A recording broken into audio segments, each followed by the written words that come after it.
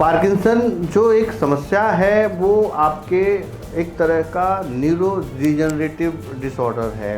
Parkinson में specially आपका brain से जो एक सिक्रेशन होता है न्यूरोट्रांसमीटर जिसको हम डोपामीन कहते हैं, उसका धीरे धीरे कमी होने के साथ में बॉडी का मूवमेंट स्लोनेस की तरफ जाता है। डोपामीन एक तरह का हमारा जो ब्रेन के अंदर एक पार्ट्स होते हैं, जो नाड़ियाँ होती हैं, नर्व्स होती हैं, उनके द्वारा सिक्रेट होने वाला एक हार्मोन होता है। अगर पेशेंट को स्पीच स्लर्ड होना, मतलब आप सामने बैठे हैं और उसका बात आपको समझ में नहीं आ रहा है, तो आप समझ जाएं कि समथिंग इज़ नॉट गुड।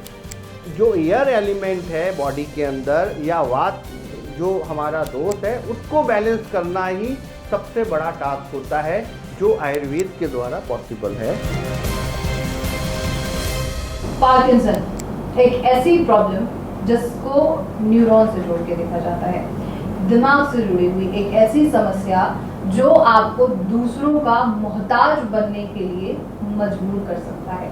एक ऐसी समस्या जिसमें आप ना खा सकते हैं, ना पी सकते हैं, ना उठ के चल सकते हैं, ना बैठ सकते हैं, ना एक जगह खड़े रह सकते हैं, और उसके बाद आपके परिवार वाले तक आपका ट्रीटमेंट कराते कराते थक जाते हैं। और पेशेंट कई बार खुद से थक चुका होता है, दवाइयाँ ले लेके, अलग अलग जगह ट्रीटमेंट करा के। लेकिन क्या कोई ऐसा भी तरीका है जो पार्किंसन जैसी गंभीर समस्या के लिए ट्रीटमेंट दे सके, और एक ऐसा ट्रीटमेंट जिसमें आपको थकान ना महसूस हो, थकना ना पड़े, मेडिसिन ना खानी पड़े, और एक ऐसी ही ट्रीटमेंट के बारे में जानने की हम कोशिश करेंगे। आयुर्वेद से कैसे आपका ट्रीटमेंट हो सकता है, और इसके लिए अभी हम मौजूद हैं कर्मा आयुर्वेदा में, और मेरे साथ मौजूद हैं डॉक्टर दीपक, जिनसे हम पिछले कुछ साक्षात्कार के दौरान चर्चा कर चुके हैं कई गंभीर समस्याओं पर। तो आप उन्हें भी देखिए, और साथ में हम पार्किंसन के टॉपिक को भी आगे लेकर चलते हैं। मेरे साथ हमारे गेस्ट मौजूद हैं, बहुत बहुत स्वागत है आपका डॉक्टर दीपक। नमस्कार जी। और कर्मा आयुर्वेदा से आप जुड़े हैं, और कब से जुड़े हैं, कुछ आप मुझे बता सकते हैं इसके बारे में? देखिए, कर्मा आयुर्वेदा एक ऐसी संस्थान है कि जिसमें क्रॉनिक डिजीज़ का बहुत अच्छी तरीके से, चाहे वो औषधीय चिकित्सा हो, चाहे पंचकर्मा हो, काफ़ी अच्छी तरीके से हैंडल किया जाता है। पेशेंट को बहुत अच्छे रिलीफ आते हैं, और फिर पेशेंट अपना नियर बाय को भी, जो भी हमारा नॉन टू है, उनको लेके आते हैं। तो मैं यहाँ अभी फ़िलहाल 4 to 5 ईयर्स से जुड़ा हुआ हूँ। अच्छा, ओके। बिल्कुल। 4 से 5 साल से आप बिल्कुल काम कर रहे हैं। आप अलग अलग तरीके के पेशेंट्स से जो चर्चा करते होंगे, पार्किंसन के भी पेशेंट्स आते होंगे, उनका सबसे पहला सवाल आपसे क्या होता होगा? देखिए, पार्किंसन जो एक समस्या है वो आपके एक तरह का न्यूरो डिजनरेटिव डिसऑर्डर है। मतलब आपके बॉडी का जितना भी नर्व्स हैं वो धीरे धीरे आपकी डिकेइंग कंडीशन में होती जाती है। जैसे जैसे एज बढ़ती जाती है वैसे वैसे और डिटीरिएट होता जाता है पेशेंट, और दूसरों के डिपेंडेंसी बढ़ती जाती है दूसरों पर। और पेशेंट सबसे पहले यही क्वेश्चन करता है कि क्या मैं अपने पैरों पर खड़े होकर अपने डेली रूटीन के सारे काम कर पाऊंगा या नहीं कर पाऊंगा। तो हमारा एक्चुअली में पेशेंट के साथ जो भी एक कनेक्शन होता है वो बिल्कुल हार्डली होता है, और उनको हमारी तरफ से यही गाइडेंस होता है कि अगर आप सारी चीज़ों को अच्छी तरीके से फॉलो करते हुए, और जो जो आपको एडवाइस किया जाए उनको अच्छी तरीके से आप पालन करते हैं, तो ये पॉसिबल हो सकता है कि आप अपने हाथ से अपने डेली रूटीन के सारे काम, और इवन जो भी कुछ आपको प्रॉब्लम्स हैं उसमें आप सुधार देख सकते हैं। बिल्कुल सही है। पार्किंसन जैसे ब्रेन से जुड़ी हुई समस्या है, बिल्कुल। और एमएनडी भी एक यही होता है कि मोटर न्यूरॉन डिजीज। बिल्कुल बिल्कुल बिल्कुल। तो इन दोनों में क्या डिफरेंस है? देखिए वैसे दोनों पार्किंसन हो या एमएनडीज हो, दोनों ही एक तरह का हमारा न्यूरो डिजनरेटिव, मतलब दोनों हमारी जो बॉडी में नर्व्स हैं वो धीरे धीरे डिकेइंग हो रही है। लेकिन अगर दोनों का तुलना किया जाए, या जितना भी वात नाड़ीगत विकार जिनको आयुर्वेद में हम चाहे एमएनडी हो या पार्किंसन हो, उनको हम एक तरह का वात नाड़ी मतलब न्यूरॉन से जुड़ी हुई समस्या ही लेके चलते हैं। तो जहाँ एमएनडी में आपके धीरे धीरे एक टिपिकल सिम्टम्स होता है कि आपके मसल्स धीरे धीरे वेस्टिंग होना स्टार्ट हो जाता है। देखने में ये आता है कि धीरे धीरे पता पड़ता है कि आपका हैंड का, आपका लेग्स के मसल्स जो है वो धीरे धीरे पतले होते जा रहे हैं और पूरी तरीके से वो काम करने लायक भी आगे जाकर नहीं बचते हैं।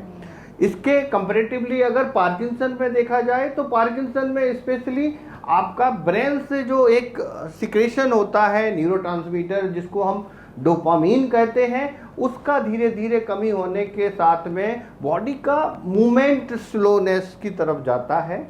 बहुत धीरे धीरे आप अपने काम करने लायक होते हैं, लेकिन काम कर सकते हैं एज कंपेयर टू एमएनडी जिसमें आप कंप्लीटली बिल्कुल बेड रिडन हो जाते हैं। एमएनडी में तो मतलब ये है कि आप बेड रेस्ट पे प्रॉपर तरीके से बिल्कुल बिल्कुल बिल्कुल। तो जो पार्किंसन के पेशेंट हैं उन्हें किन चुनौतियों का सामना करना पड़ता है?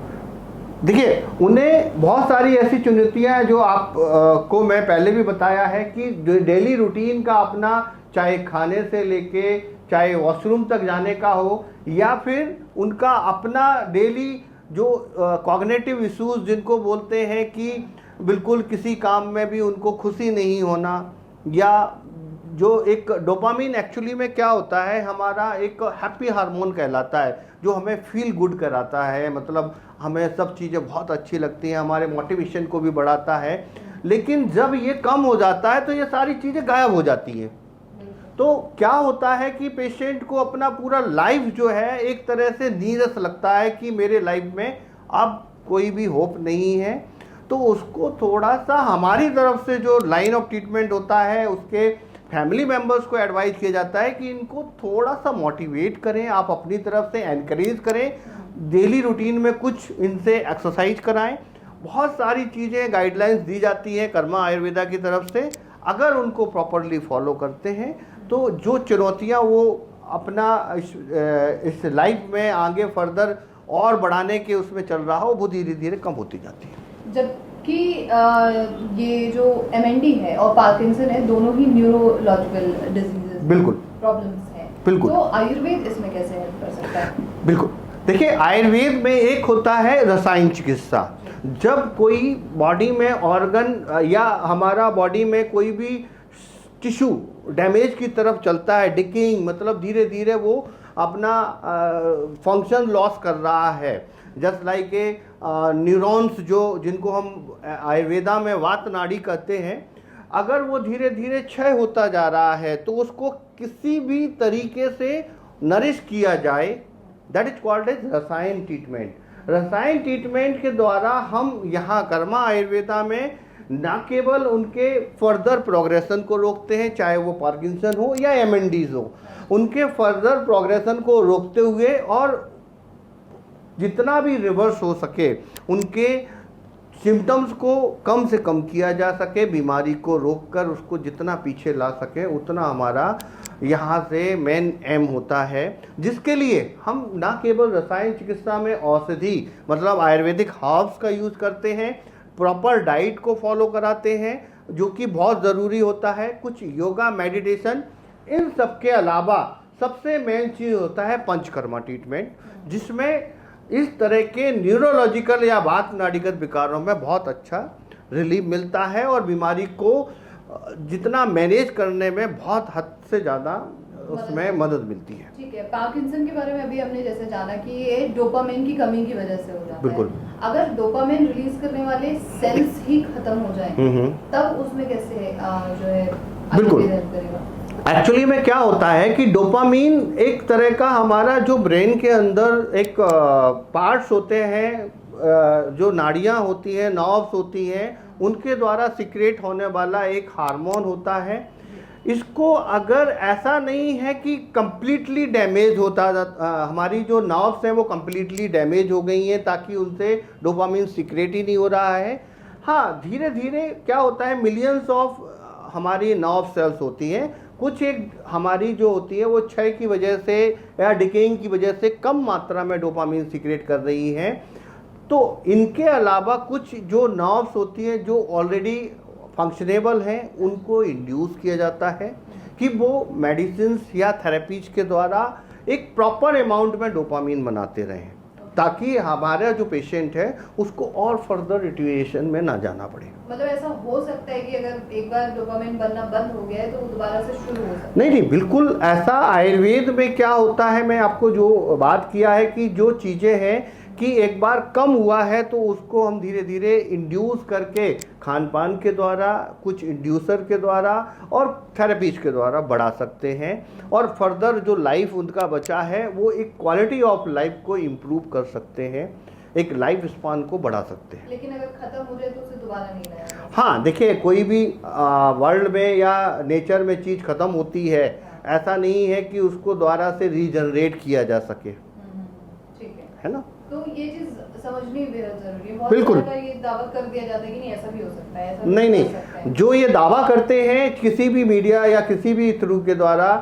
किसी भी सोशल मीडिया या जो भी कुछ है, तो उसमें यही चीज़ सबसे मेन चीज़ होती है कि नेचर द्वारा जो भी जिसका ओरिजिन हुआ है अगर वो ख़त्म होता है तो उसको द्वारा ह्यूमन में तो पॉसिबिलिटी नहीं है। बिल्कुल सही है। बहरहाल तो जो पार्किंसन के जो शुरुआती लक्षण होते हैं, जिससे ये समझ आता है कि आने वाले समय में this can be a huge problem, और एमएनडी के बारे में अगर हम बात कर ले तो दोनों के ही लक्षण क्या होते हैं? देखिए, पार्किंसन के क्या मेजर लक्षण होते हैं, जैसे ही सबसे पहले इसका कोई लैब टेस्ट नहीं होता है, चाहे पार्किंसन हो या एमएनडी हो, कि जिसमें ब्लड टेस्ट के द्वारा हमारे को पता पड़ जाए कि फर्दर एमएनडी है या पार्किंसन का इशू स्टार्ट हो गया है। ये दोनों ही जो डिजीज या डिसऑर्डर्स हैं वो आप सिम्टोमेटिकली आप देख सकते हैं।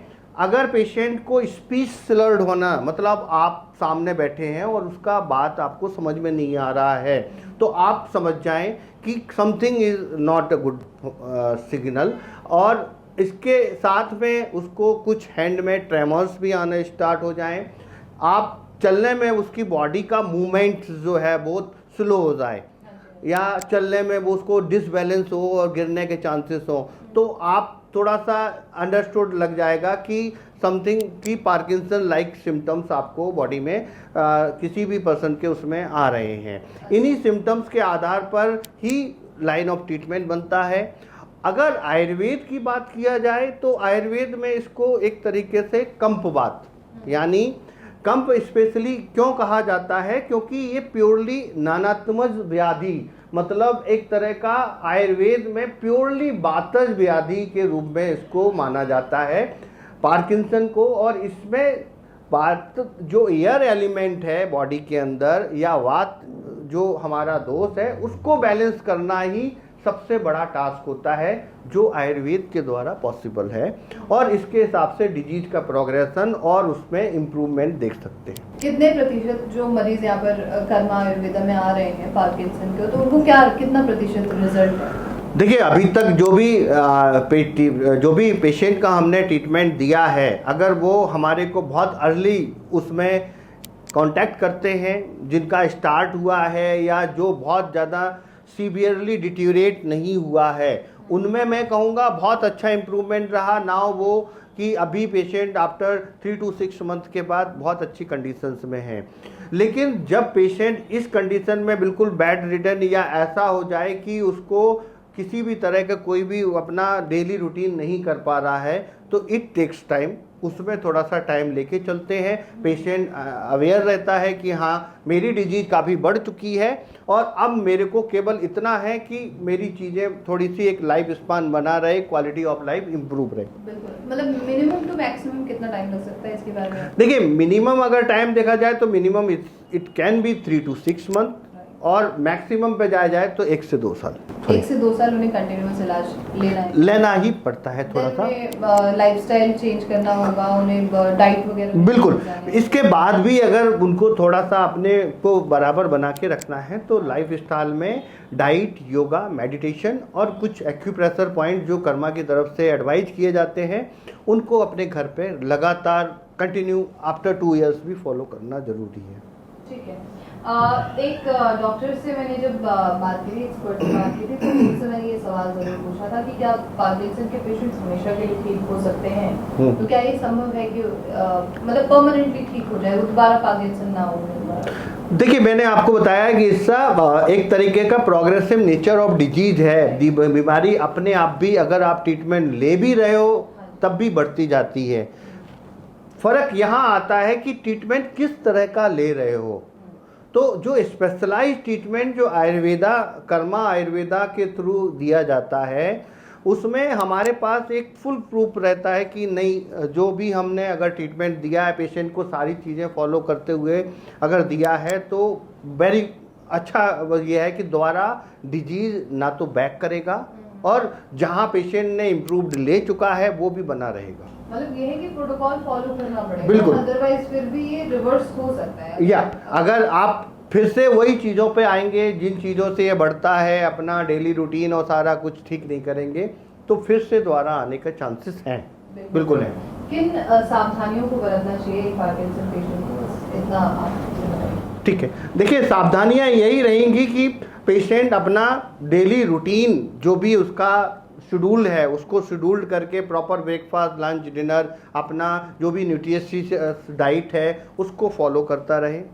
डेली रूटीन में अपनी जो भी एक्सरसाइज, वर्कआउट है उसको अच्छी तरीके से करें, क्योंकि जो भी इसमें जॉइंट अगर फ्यूज्ड होता है वो दोबारा से रिकवर नहीं होगा। तो आप अपने बॉडी को एक तरह का रूटीन में अपने बॉडी को एक चलाते रहें। हम चलाते मतलब वर्कआउट करते रहें। बिल्कुल, बहुत बहुत शुक्रिया आपका, thank you so much doctor, thank you. Okay. तो ये थी पार्किंसन के बारे में पूरी जानकारी, और अगर आपके मन में सवाल हो तो आप पूछिए, और ऐसे तमाम खबरों के लिए आप नेशनल खबरों के साथ बने रहिए।